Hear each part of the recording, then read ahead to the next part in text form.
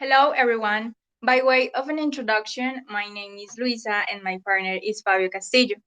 Our classroom project is called Teaching Primary School Students the Sound of Vowels in English through the usage of songs created with this aim. In this presentation, I'm going to walk you through the literature review of our classroom project. I would like to start by talking about the general objective. The purpose of the project is to explore the effect of music when it is implemented in primary school students to improve English pronunciation, as well as the development of a song list created specifically for the students to improve their pronunciation. Without further ado, we're going to present several studies that will bring clarity and focus to the research problem. The following articles were chosen since their focus and objectives provide useful information to narrow and develop our classroom project. The first study is called the Effectiveness of Using Songs and Dialogues to Teach Students Pronunciation by Isa and Sucrisno 2017. This research was conducted to observe 48 Indonesian students' pronunciation ability while implementing songs and dialogues in the sessions.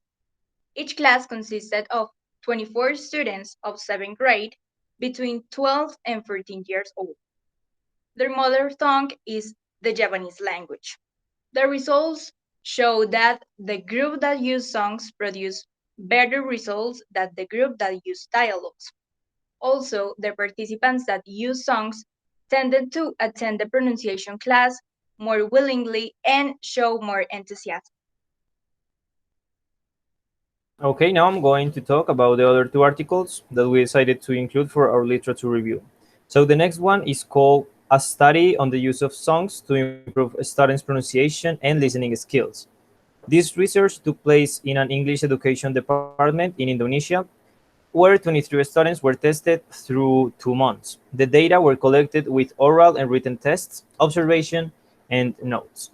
The quantitative data were analyzed with mathematical formulas, and they showed the performance of the students. Finally, Len Cohn concluded that songs are able to improve the students' pronunciation and listening skills. Now about the third study. This one was written by Bei and Yuan in 2018. It took place in Hong Kong, where English is a foreign language. The participants were 16 professional English as a foreign language teachers, and the research aimed to understand their perspective about teaching pronunciation to their Cantonese native students. So they collected the data with written reflections and oral interviews, and they found a conclusion in the whole corpus, which is that although teachers think that teaching pronunciation is important, most of them have tried to escape from actually doing it because of personal or contextual obstacles.